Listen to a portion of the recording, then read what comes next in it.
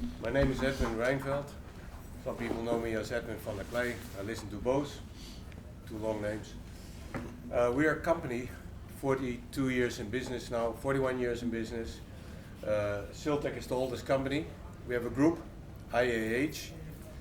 We are again a partner of Cadence Group, which has SME, Spendor, and some other brands in it. And our company originally started as Siltec, making silver cables, silver technology. That's where the name Siltec comes from. So last year we celebrated 40 years of our cable. This year we are celebrating 20 years of Crystal Cable. That's our second brand. It's made in the same factory with a different philosophy. So to start with cables, I know you're all looking at the big speakers and you want to know something about it, and maybe you want to know something about the whole system play here, the Nagra, the SME turntable, the Garrett turntable. But we already did that, and we had two times an hour presentation from really great people from the industry, Rainer Meijert, if I say it right, and Tony Faulkner, and they're really people that are famous in the recording business. They are both stonemeisters with a lot of knowledge about music, and they bring you the music that you're listening at home. So I won't go in the same discussions as these guys already did. It was very interesting to listen to for me. So our company started a long time ago, 41 years, as a silver cable company.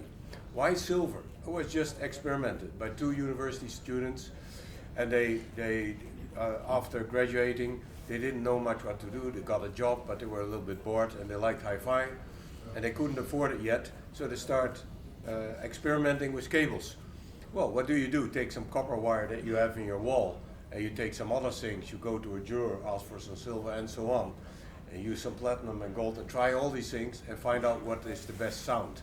So it's a very primitive trial and error method that they employed in those days, and it worked very well. And the silver one was the best sounding, and they got silver from a Swiss company that had very high purity silver in those days, and that was the best sounding cable to them. That was the start in 1983 of Siltec, so silver technology.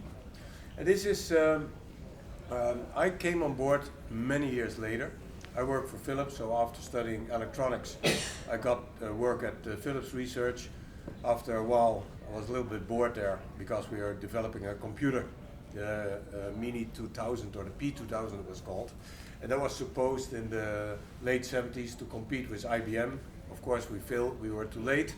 But anyway, I learned a little bit about programming and about nanotechnologies and other things. So years later, when I had the chance to take over a factory, I had saved enough money, I got a mortgage on my house, and I purchased Siltec. The company Siltec was in financial trouble, and that was in 1991, and so I've become the owner since 1992. With my research background, I wanted to know why. I'm also a musician, an amateur, I must say, but I played, when I was young, I played a couple of times on television for national radio, things like that. I was trained classical clarinet. So when you have a hobby in music, and you have a hobby in technique, and you own a company, you put up a research program. You say, what's going on here? And the same question we still have today. You listen to something at your friend or at a retailer, and you listen to something, yeah, this is nicer here and that's nicer there. But what is it? Yeah, I like the bass of this speaker, but that one actually has a drier bass. It has, and what is it? You have so many variables that it's very hard to choose. That's why setting up your own hi-fi system at home is a quite tedious process. It takes long years of experience, and even the retailer can't really help you. He can provide you with some other brands and then try this, try that, until you have the best mix and matched set. And you say, now I'm happy with most of the music I play, but then you move to another house or another room, or you redecorate, and suddenly everything sounds different again. So you want to know why. Well, this research program in our company is going on, and we now have a research group with people that all have at least a master, and we prefer that they have done a PhD in an interesting subject. Otherwise, it's not interesting to us. And we put them to work. What is happening in the hi-fi? Why is it that we all find this a nicer sound than that? And it turns out that most people agree. You certainly have heard many times that people say it's all subjective. It's a matter of taste. You will like this speaker, I like that one. I can tell you it's not true. It's not, even if I prefer wine over beer or beer over wine, I still can, if I'm a professional, I can still taste which one is better in a certain order. To give a simple example, when I was a student, I had a nice hi-fi system with, if I remember, a Luxman balanced triode amplifier, which I love, MQ88 or something like that, a fantastic little thing. I just could afford it as a student, and I had Magnepan speakers. Why? Because to me, in the mid-range, they were much more accurate than most speakers. But in the bass, they were hopeless, and the high frequency were not that good either. And the imaging was not good either. But for me, the mid-range was most important. And that's what we call taste. So if you're a lover of organ music, then probably you want to have a very good bass performance, or maybe a subwoofer at home that does it accurately, which are not many, I can tell you. I hate subwoofers with a passion, but anyway, sorry guys for having subwoofers, but I wouldn't recommend them unless they're very good, and there may be a few out there. So our research is changing in the last couple of years. So what we did a long time, we looked at frequencies. 40 years ago, I already did a research program with a university and a friend of mine who is a very famous violin builder. He passed away a couple of years ago, but he's one of the most famous in the world. He always had for repair, for service, a couple of Stradivari, Guarneri's, Amatis, everything. And that was fantastic, because if he repaired that, it took a couple of days before the guys from New York or Moscow or wherever they came from pick up their violin again. So we did research. We had a robot, and the robot did all the time the same note, you know, on the different strings. So we had a very repeatable sound, and we tried to find what makes a Stradivari better than, let's say, a $50 Chinese violin that also plays music. You know, all the notes do come out. And one of the things that we then found is that the spectrum of the harmonics was different. And harmonics is just, if you imagine a piano in front of you and you go one octave higher when the keys start repeating themselves, that's called a harmonics. Just da, da, I'm not good at that. But you understand what I want to say, or want to sing actually. So one octave higher, and then again, we call that harmonics. So we have second harmonics, which is just double the frequency, third harmonics, and we found that the good Stradivari had up to 14 harmonics. They're way above what you can hear, but it does change not the pitch, but the timing of the music. The timing is influenced by it. And for the older guys here, sitting here, there are not many I can see, but anyway, you all get older one day. You will lose frequency, but you don't lose the sense of timing. And that's why even people of 85 plus still can have excellent results by listening to hi-fi and came to the same conclusion as young people. Because it's not the frequency, it's the timing of things. And the timing is a very critical thing in music. So if you have this woofer, if you push it in, it will go back. Some heavy subwoofers, they will dance a couple of times before they stop, and that's actually basically the problem. But what you see, there's always that 0 point. 0 means there's nothing happening in your eardrums. There are no molecules pushing it in any way. So that's called absolute silence. And then, the human ear is extremely dynamic. It can listen to very soft sounds and very loud sounds. The dynamic range of the human ear is better than any microphone, any amplifier technique. So we still cannot capture the real dynamic range of music in recordings. Maybe a little side part, because we heard a lot from Rainer and from Tony, I don't see him, but about recording process and dynamics. You know, the problem in the old days was the dynamic range of the old vinyl was not so great, so they used compressors. And they looked at compressors that were sounding natural. And they were usually tube compressors. Now they make everything in a box. That means that you see it on your screen and you press a button and it's supposed to do the same thing. Unfortunately, it doesn't. So in a lot of studios that I come in the world, they still have these old-fashioned tube processors, and they highly want it because they do something in a natural way. So unfortunately, music has to be compressed a little bit. The other thing is that when we listen to music, we also listen to the radio when we're in the car, isn't it? And you don't want real classical dynamics or jazz dynamics in a car, because then one time you wouldn't hear anything, and then suddenly it's so loud that you're blown out of your own car. So the dynamic range has to be restricted in many practical situations. However, hi-fi has become so good now that we are looking for more dynamics again, because in the dynamics is something special. It's not about being so loud, it's actually being soft. If everything is soft, you hear a lot of subtlety. And Tony mentioned that interestingly just 2 hours ago, and he said if an orchestra plays the two pianissimo or pianissimo, the 3-piece or 4-piece, it's so soft and everything becomes very exciting, and people are excited and you're listening, what's going on, what's happening. So it's creating tension. While the opposite is pop music, where you want to make it so loud as possible to scare people, which also is a way to impress. You know, there are many ways to achieve it. But so dynamic range is a very, very important thing. But we did find, and I will cut corners now, going back to cables and loudspeakers. But I first want to you to understand the philosophy of our company. So my wife and I, my wife's sitting here, that's Gabby, and she's seen very often as Mrs. Crystal, and I'm seen as Mr. Siltek. It's not really the case, because she's responsible for the sales for the whole company, and I'm responsible for the development of the products. But we have music in our background. She was a pianist, she played with Abado, she toured the whole world when she was young, before we got children, and now as the children are grown up, she's kind of restarting again. But if you know what real music is, it's very hard to listen to a hi-fi. And I've been at a lot of people at home, and people at our home, and I said, okay, listen to our great speakers. Wow, they close their eyes, they say, it's like in a concert hall. And I don't want to spoil it for people, but I said, well, here's our grand piano, just press one note, bing, that's real. And then you're back on earth again, because what we think is real is not really real. It's a kind of imagination, and that's what a good tone meister does. He recreates the truth, but it's not really the truth. He presents something that if you are listening on loudspeakers at home, that you have the impression that you're listening in a concert hall.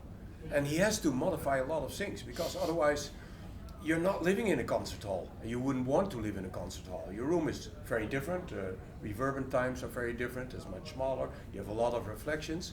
So you try to recreate something, and that's actually a very good thing, and that's why recording engineers are so totally important. And you will hear from some people that's not necessary anymore, that you can do it on your iPhone, and you can mix and match and automatically tune and things like that. Yes, you can, but is that the quality that we want? No, absolutely not. So all the people that are sitting here today, you're all audiophiles, isn't it? Otherwise, you know where the door is. But I mean, you all love music, that's why you're sitting and you're still listening. So we try to recreate something that gives you the impression that it's real, and then music is very comforting. You know, if you watch television, it works on your nerves in a way. Even if it's a comedy, it does something with you, and music is kind of relaxing. But to get that, you have to do a lot of things right. So with the development in our company, we are looking at what makes it real. What I said in the beginning of this story, what makes that sound is really real. And we're getting there slowly. We did find a lot of microscopic things that if they are not done right in the musical chain, you don't have the feeling it's right. So it's not the big things that go wrong, it's little things that go wrong. A lot of things almost at the background. One of the latest research that we did, and I have a whole presentation on that, but it's too technical actually. If you have a violin and you have a bow, that all these hairs, these horsetail hairs, they all produce micro resonances when you vibrate the snare. And that's transferred to the soundboard and it's emitted into the room. So if you ever have a chance to listen to a real instrument, and most of you probably have in their life, you will hear a lot of things that you don't hear from the stereo. Why is that? Because you have hundreds of little things going on. And these little things, they're kind of convoluted to one single frequency. So if you have a cheap hi-fi system or a bad recording and bad speakers, and you have that violin, all these 100 micro resonances are not heard anymore. You only hear one pitch. And the pitch also is elevated because all the energy then goes to one single frequency. instead of having all these small differences that make it real. Is the word resolution right for that? I don't know. It's actually more separating micro details from each other. And that we did find that a lot of hi-fi systems are not able to separate things. So if you listen to this speaker, and maybe in a minute we can have a nice song playing, you will hear the microdynamics that suddenly out of the orchestra, a trumpet comes, a guitar comes, all these things, you hear them suddenly apart from each other and not like one blob of sound. And so this research is bringing us to totally new ways how to make a product. A shortcut to this loudspeaker, you see it's made of three big parts. They're very heavy, they're very well damped. They're made of a sandwich of aluminum, acrylic and aluminum. That itself is really dead. If you have just aluminum, it's ringing like a bell.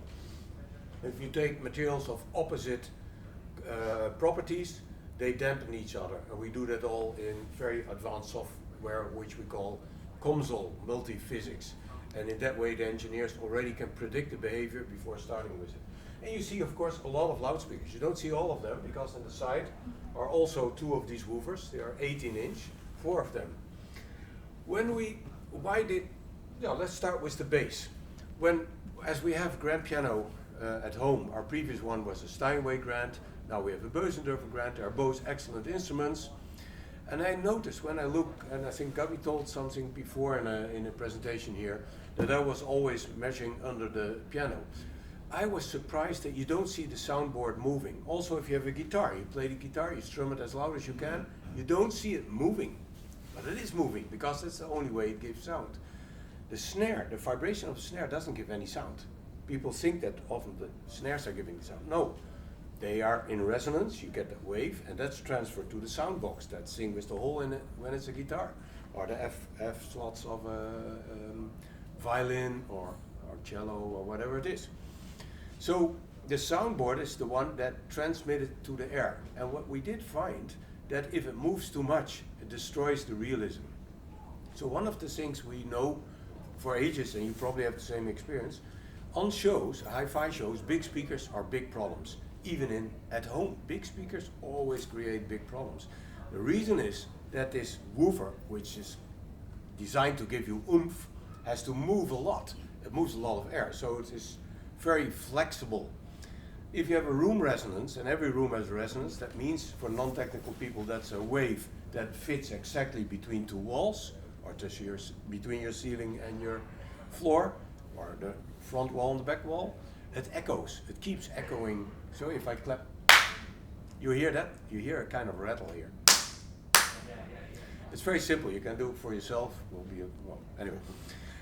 So one of the things is that these resonances are in the bass area. So if you have a bass reflex loudspeaker, it always will interact with these room resonances.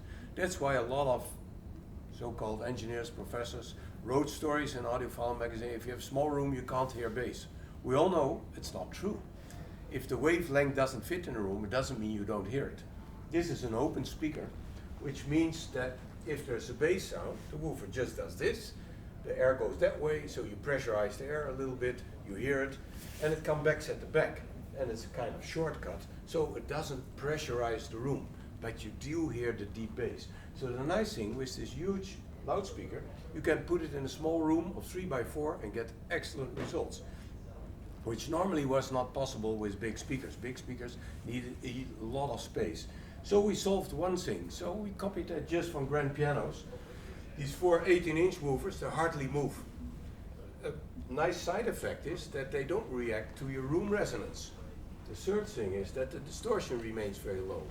Distortion of speakers is hardly published because no one wants to show bad data. But in reality, this speaker has a distortion of 0.25%, 0.25, at 20 cycles. A frequency, by the way, that most people don't really hear. You will hear them from subwoofers because they create harmonics, which means they produce 40, 60, 80 hertz. That you hear, and you think it's your subwoofer. But the deep notes, most men start hearing at about 25 cycles, we found. Women even higher, sometimes 27, 28, but they have an advantage, they hear higher pitches than we do.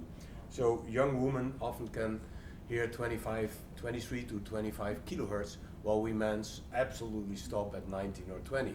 And at my age, it's probably half of that. I'm sorry, but as I said before, the timing is the important thing, not the frequency range itself. So now we copied the principle of a grand piano into a loudspeaker, and indeed it works. Regardless of the room, you will have the same quality bass performance. So when we had this huge room here, we were not afraid. We knew it will do the same here as it will do in any room. Then if you look at the mid-range, it's isolated. You see these red lights here. That's just to LED. But the reality, what you see there, is a 10mm ruby. They are made in Japan for us by a specialized company.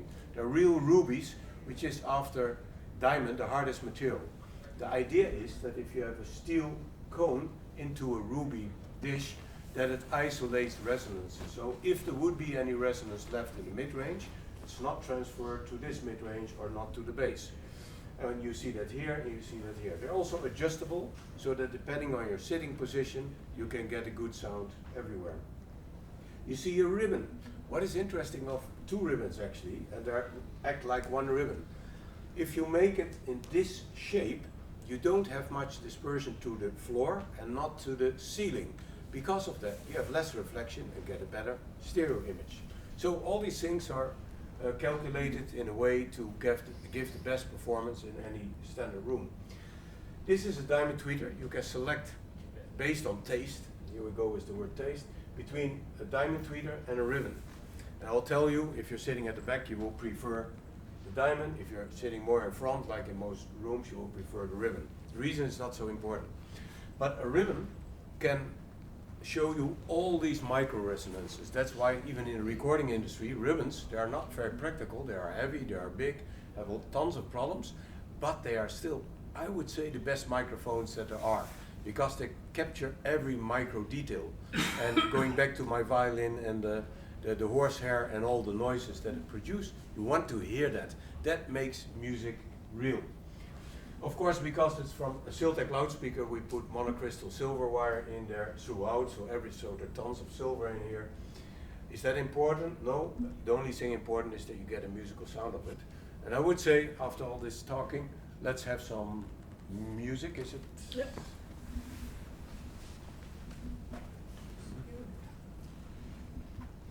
And after this record, I will say a few more things, and then we can have some questions.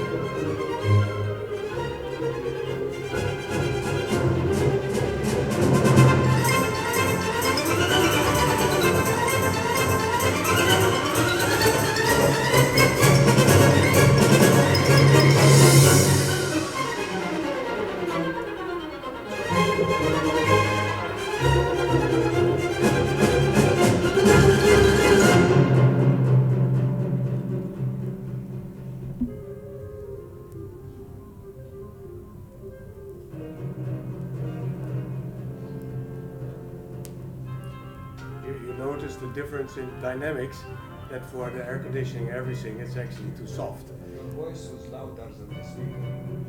Yeah? Your voice was louder than the speaker. So you want the speaker? For the speaker. You want the speaker louder? Well, if my colleagues agree. Yeah, so we should play a little bit louder. Yeah.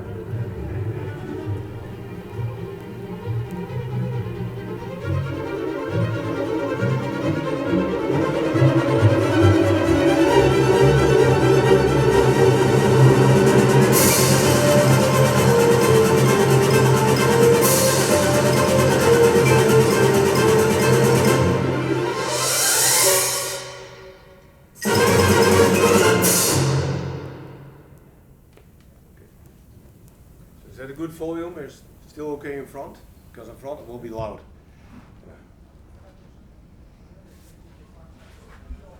So we can do a little test now because the ribbon tweeter will sound very different from this one. So we play it now with the ribbon and then we'll repeat this with the other tweeter and then you can listen for yourself what you like.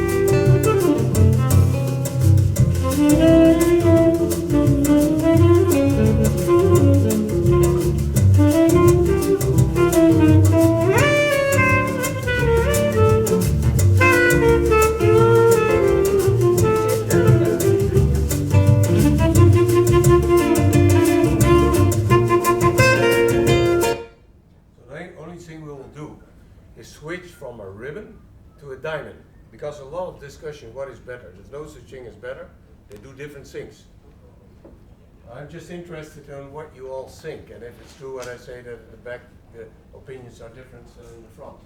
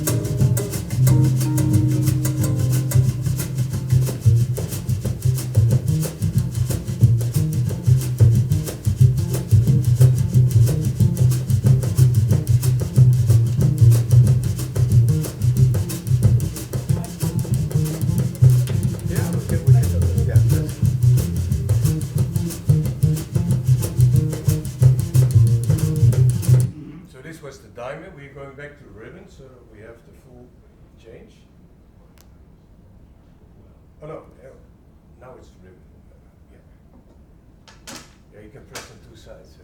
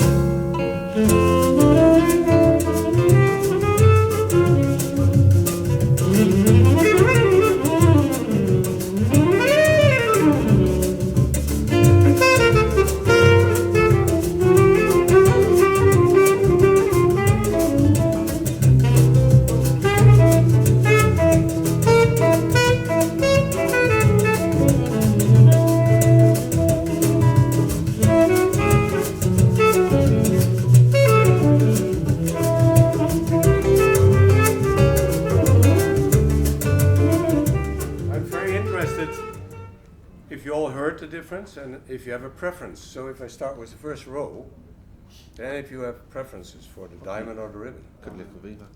Sorry? Either. I don't mind. You don't I'm mind? good. Diamond, Diamond? more detail. More detail? Okay. Well, actually, it's different parts of the song. I mean, but I prefer the diamond. It was not a More perfect clear and more comparison, I upfront. guess. Yeah. But the other one has a bigger sound station in the back. With the ribbon, you mean? Is a ribbon.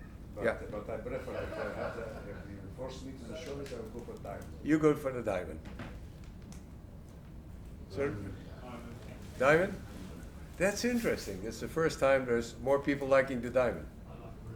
Ribbon, more people for the ribbon, please. I will change to just to be different. I don't know. No, but it's interesting. They do two totally different things. They're both tweeters, both doing the same frequency range, both giving the same level, but they have a whole different effect on your perception. Would it depend album to album? Sorry? Could depend album to album, couldn't it? It could even be that if you change the album on certain kinds of music, you prefer one over the other.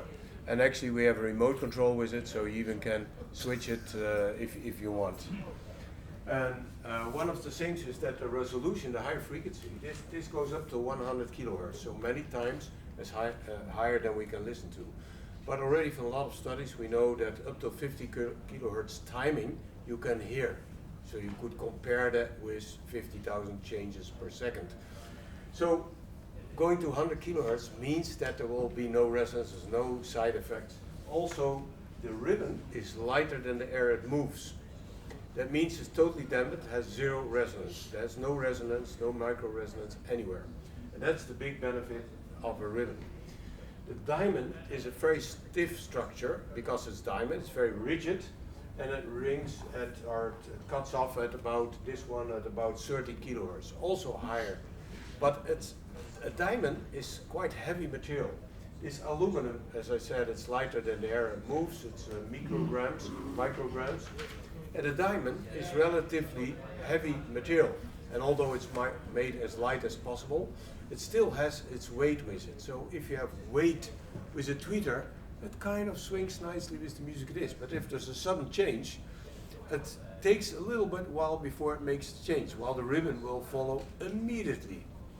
So if you have a bad recording, and this was not a bad recording, but it's then the diamond would usually be preferred. If it's a very analytic recording, and Reiner did play before Zarathustra from Strauss, and that was very palpable, very light, very open, then you would have a big, I think you all probably would favor the ribbon. But so what we are looking is micro resolution, and that's what we want to have in our speakers, in our cables. And to achieve that with our cables, a lot of people say, why are your cables so expensive? I said it's just the materials.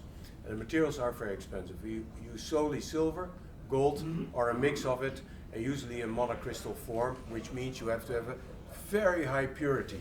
So just a kilo of silver is not that expensive, it's less than 1,000 pounds. If you wanted to refine to about 6 nines, and 6 nines is just a technical term for 99.9999 purity. So that's a simple term. Every 9 more means it's 10 times more pure, kind of double or triples the price. So why is that important? A piece of metal as the conductor is the electron flow goes through these metals. And if they are interrupted somewhere because of another material in there which doesn't belong there, you have a small amount of distortion. And all these small amounts of distortion add up. So actually hi-fi, and it's not very popular to say, it's a chain of bad events. You know, everything, it's the best music that you have is at the source. So if you're having a record, then the record is the best. And already the pickup that's picking up the sound has a mechanical things, already reduces a little bit of the quality. Then you have electrical wire inside the tone arm resonant itself, then it goes to a preamp.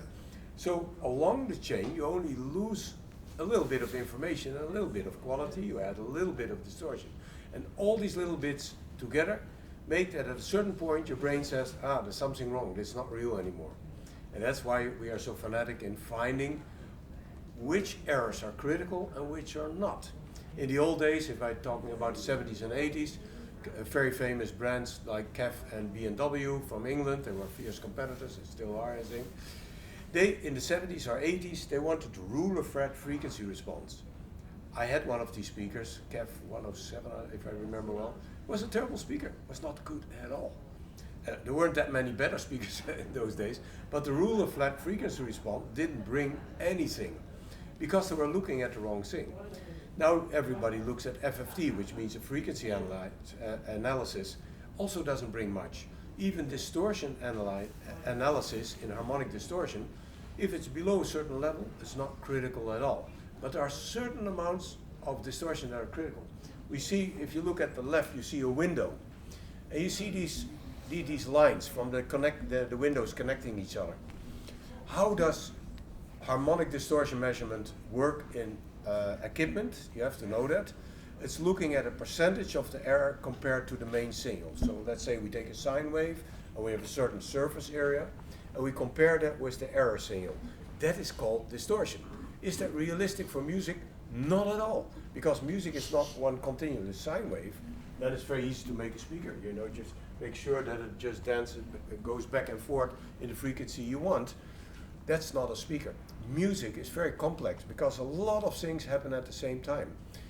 Why was I a little bit nasty on the subwoofers? Because they're resonating things. If you have a pulse on a subwoofer, it rings a couple of times before it stands still. But in a real orchestra, you must have seen it, timpani player, bum, bum, bum, bum. And we have it in Zarathustra, of course, too. But in many pieces, if they dampen it, they do it either with their hand or they do it with their elbow. So in the movement of the timpani, you can stop it. And that makes it real. What does a subwoofer do? It finishes a couple of times, like an old car without shocks. It's dancing, you know, until it stops. And then your brain says, that's not a timpani. It is the same low frequency, but it doesn't sound like a timpani. So our brain has all these references. It's quite easy. Why is our brain so sensitive? It's a whole other story. Sorry for the guys that are believing that the world is created 6,000 years ago. If you don't believe that, and you believe that once we originated from cavemen, and in many aspects we men are still a kind of cavemen, isn't it?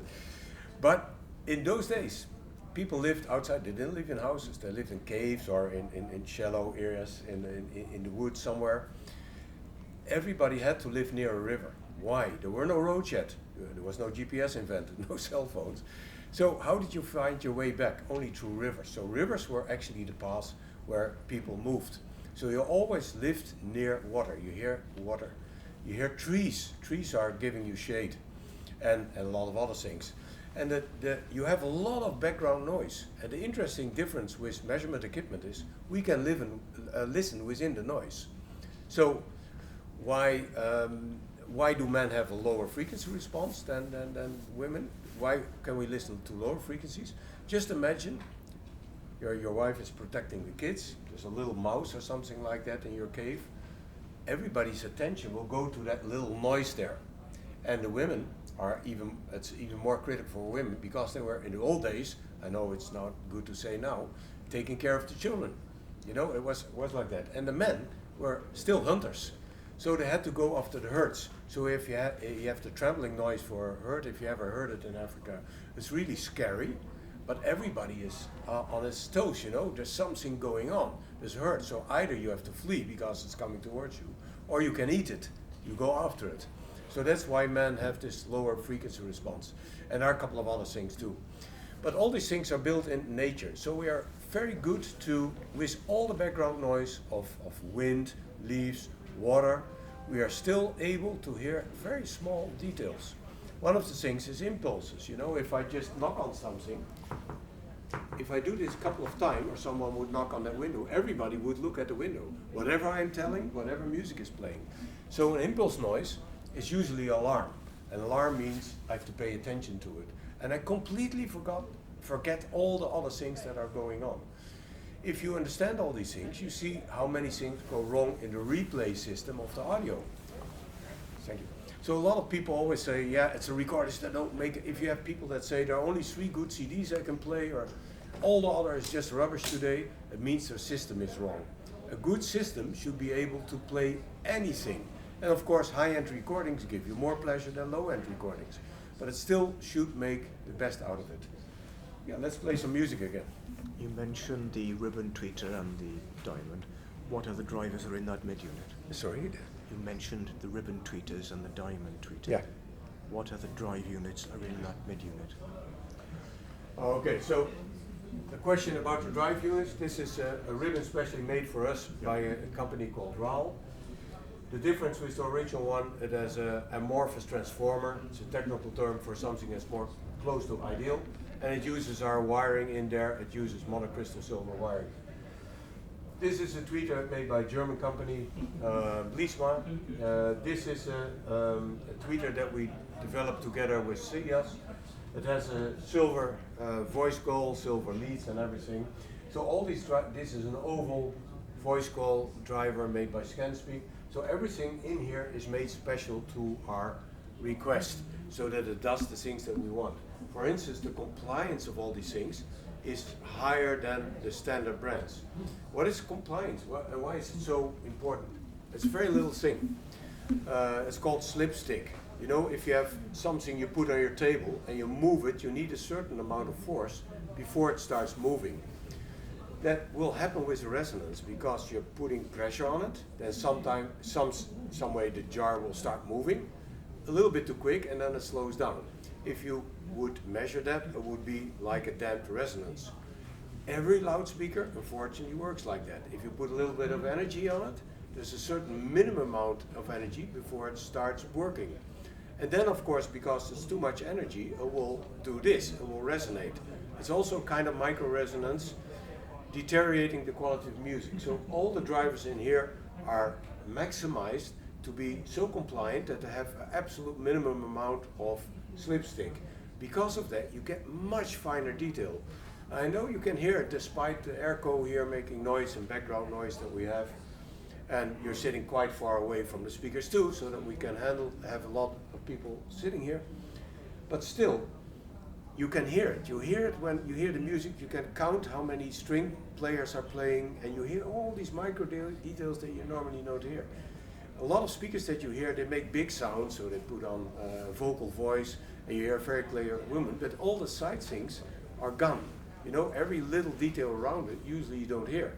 So it can make sometimes an impression, but for me it doesn't impress. I want to hear everything that's happening in a recording, including the environment, you know, how big is the hall that you're listening to, if it's jazz, if it's really in a bar, or is the, you know, all these kind of things are all this subtle information that usually is in the recording, but doesn't come out of speakers. So we're going to play some jazz, I guess, isn't it? Just a song. A song. We're going to play some. Yeah. Pop. Volume is down.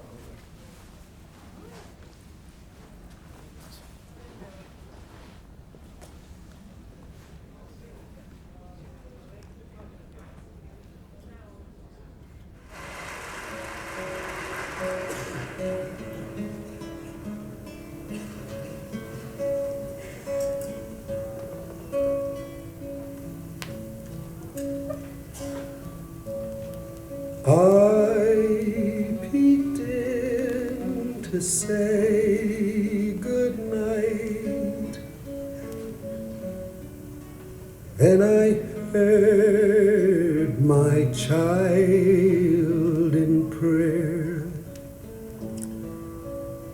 and for me some scarlet ribbons, scarlet ribbons for my hair. All the stores were closed and shuttered, all the streets were dark and bare. In our town, no scarlet ribbons,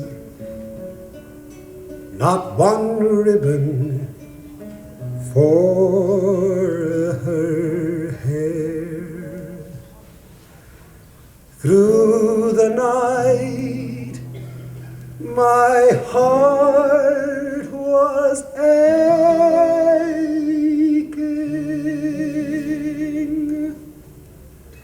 just before the dawn was breaking.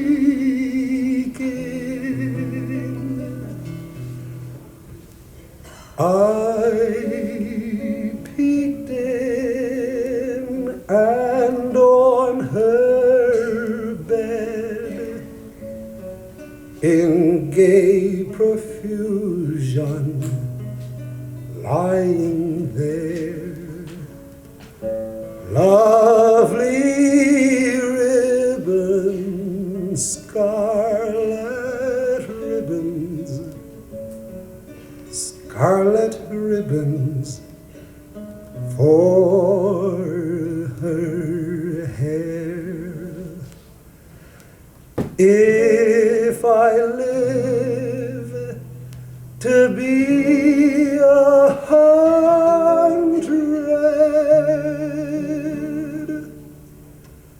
I will never know from where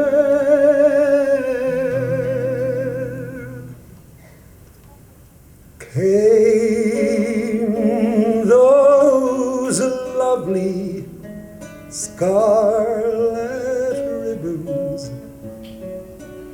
scarlet ribbons for her hair.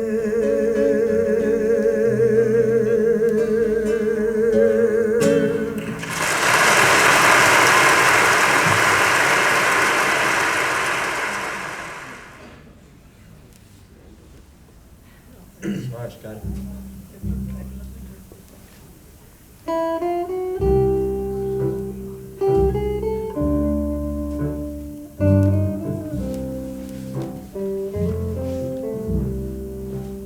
Well, I'm tired and so weary, but I must go along till the Lord comes and call me away. Oh, yes. Well, the morning so bright, and a lamb is light, and a night is as black as a sea. Oh, yes. There will be peace in the valley for me someday.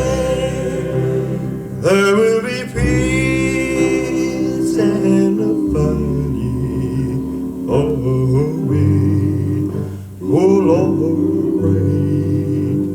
There'll be no sadness, no sorrow, no trouble I see. There will be peace in the valley for me.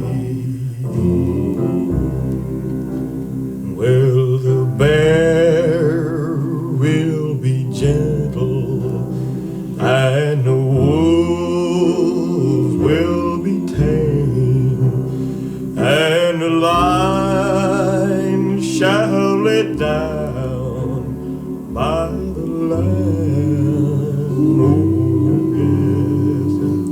And the beast from the wild shall be led by a child, and I'll be changed from this creature that I am. Oh, yes. There will be peace in the valley for me someday. There will be peace in the valley